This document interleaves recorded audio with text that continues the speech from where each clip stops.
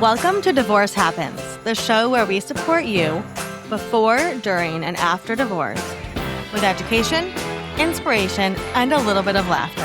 Because as we know, divorce happens and then you start fresh. I'm Olivia Howell, and this is Divorce 101, A to Z. We're here to break down confusing divorce terms so that anyone can understand them. Whether you're in the thick of it, just thinking about divorce, or supporting someone you love. Today's episode is brought to you by the letter J and the number 2.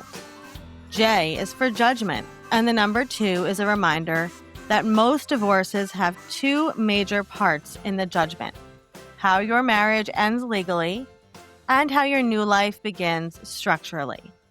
Let's start super simple.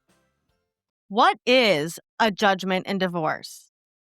A judgment is the official court document that finalizes your divorce.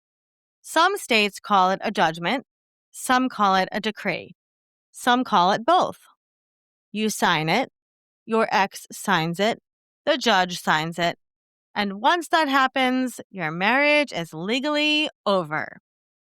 It's the umbrella document that contains or references all of the agreements and orders that make up your final settlement. Here's where our number 2 comes in. Most judgments include 2 big sections. Number 1, the order dissolving the marriage. This is the legal part. It says, you are no longer married. Number 2, the terms of your divorce. These are the rules of your new life, including custody and parenting time, child support, alimony, property division, debt division, tax responsibilities, insurance, retirement splits, relocation rules, dispute resolution, future modification procedures. These terms are often detailed in a settlement agreement that becomes part of or attached to the judgment. Judgment versus decree versus agreement, what's the difference? That's a great question. This confuses everyone, so here's the simple breakdown. A judgment is the court's final order ending the marriage. A decree is another word for the final order, used interchangeably in many states. And the settlement agreement is the document describing what you and your ex agreed to. Think of it like this.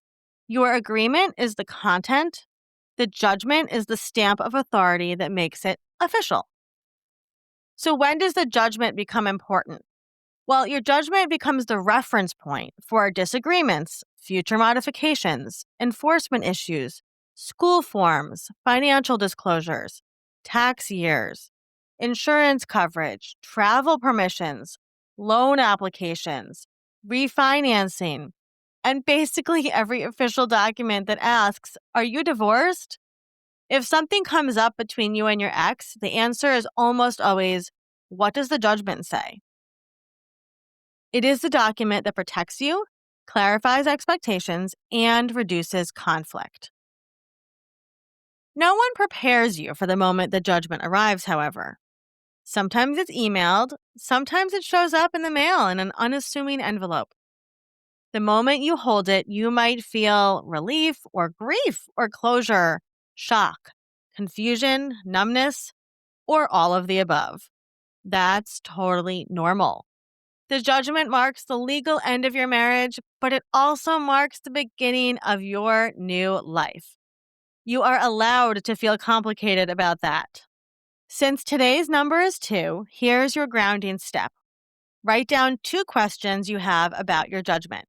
Or if you're not divorced yet, 2 questions you have about what will eventually be in it. They might be simple, like, how will holidays work? What happens if someone doesn't follow the judgment? Who claims which child on taxes? What kind of support agreement do we need?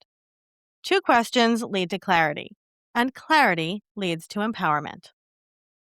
Today, we learned that J is for judgment, and our number 2 reminds us that your judgment has 2 essential parts: the legal ending of your marriage and the structural outline of your new beginning.